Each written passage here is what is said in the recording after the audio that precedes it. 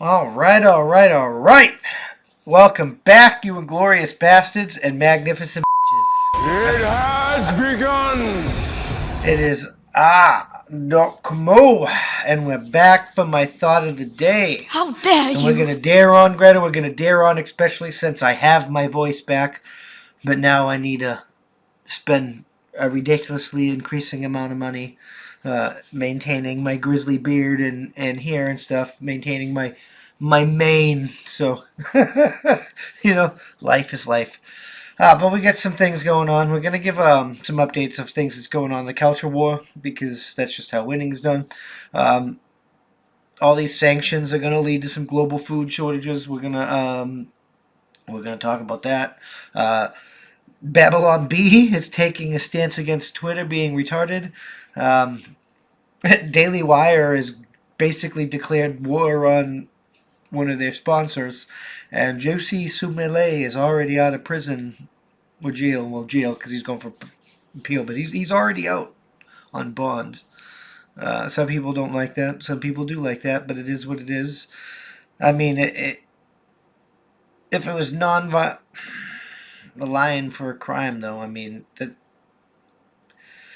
I don't know. He was like hunger strike. He was gonna die. You can make up your own mind, but we're gonna get into that.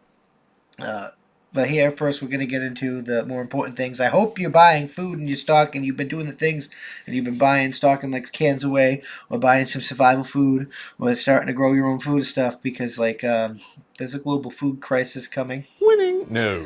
There's a global food crisis coming. Let's just get right into this Timcast article right here.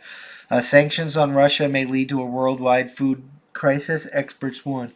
We are going to have a food crisis. It's not a question of how large, said fertilizer producer CEO. Yeah, so it's like it's going to be a food crisis, and it's a question of how big it's going to be. It might not affect you if you do some of the things I'm saying. It might not affect us at all because I don't think we rely on Ukrainian wheat and stuff, but I could be wrong. It's definitely going to devastate all you guys in Europe that are watching or listening or whatever. So I suggest you definitely start stocking up on things that are preservable. Canned foods, dehydrated foods, survival foods. Start a garden, grow your own food. Build a Four Seasons greenhouse if you have to.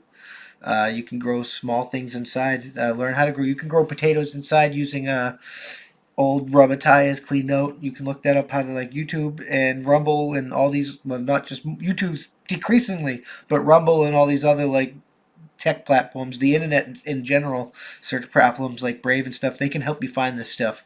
But sanctions against Russia are prompting concerns over a coming food crisis. On Friday, the Bloomberg Green Markets North American Fertilizer Price Index jumped across 10% due to Russian sanctions, the highest increase on record. Fertilizers.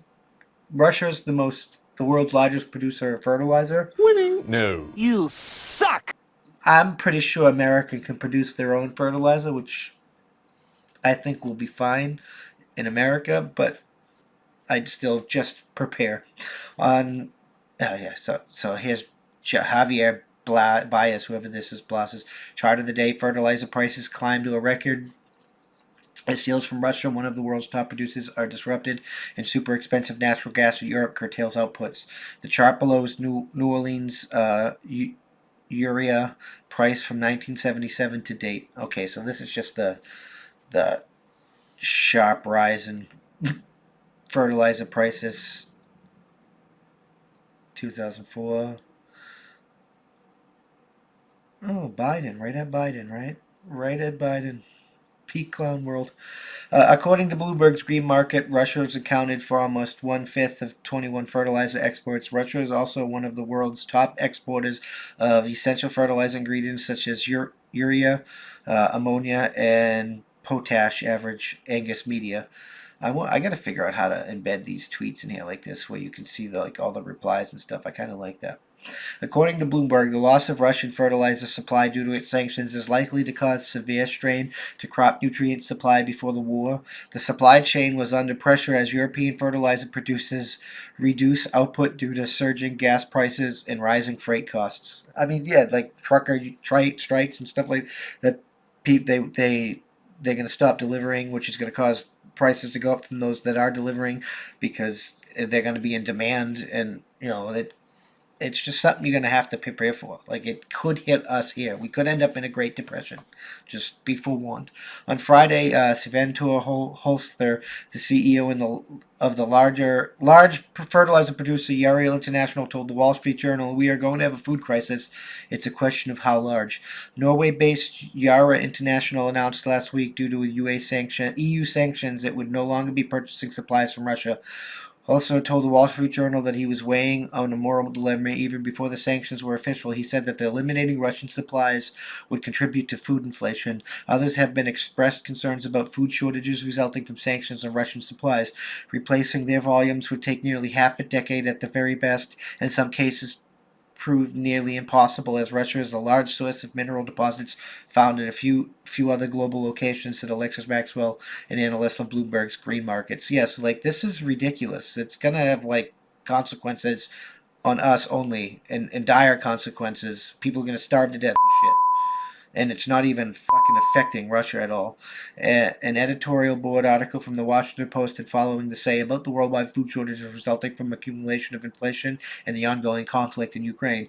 Even before Russia launched a large-scale invasion of Ukraine, the year 2022 was on track to be one of the sky-high food prices, shortages, and deep hunger in many parts of the world. Now that these is a massive humanitarian crisis in Ukraine, and the war's impacts are reverberating around the globe. There is almost certainly not going to be enough food to feed the world this year. The situation is quietly becoming catastrophic, with the high likelihood of famine in the parts of the Middle East and Africa, warns the United States food programs. Like, this is going to kill a lot of the disenfranchised people. Are going to starve to death because of this. Now, global conspiracy theorists might tell you that was the fucking point, but I don't know. It is what it is. You can make up your mind. There's going to be food fertilizer shortages, so growing your own food and stuff is going to be hard, especially if you're growing the common stuff people like to eat, which is the GMO stuff and stuff. So you might want to get some heirloom food, seeds. You might want to start growing your own foods this season, because tis the season. Tis the season right now to grow, like, start growing some stuff and stuff. So it's like, build a greenhouse. We're going to build a greenhouse here. We haven't figured out whether we're going to dig down and put it up or whatnot, but we're going to build a greenhouse and start growing our own food here for the studio, because that's just how winning is done. And you got to prepare. You got to prepare when we're in these times of fuckery. I'm just fucking saying. Thank you for checking out this clip of my Thought of the Day podcast. You can catch this podcast every Tuesday through Friday at that'sonpoint.info by 5 p.m. Eastern Standard Time, because that's how winning is done. New clips go out daily, and we can't do this without you, so we appreciate your support. With that being said, consider joining for $5 a month, and you get early access to the uncensored version of this, early access to our weekly That's On Point podcast, and access to exclusive content only for members. All the money that we receive is going to go funnel back into this to hire more journalists and do more things for you guys, because that's how winning is done. It really is. We got a merch store and stuff. You can help there, and if you can't help via money, you can always just leave a comment, and share this out there, because that helps us more than you can immensely know. That's the best way to help. Just leave a comment, and share. And if you're listening to us, leave a review. Leave a good review. Help us boost us in the podcast ratings and get us up there, because that's how winning is done. We'll see you in the next one. Peace.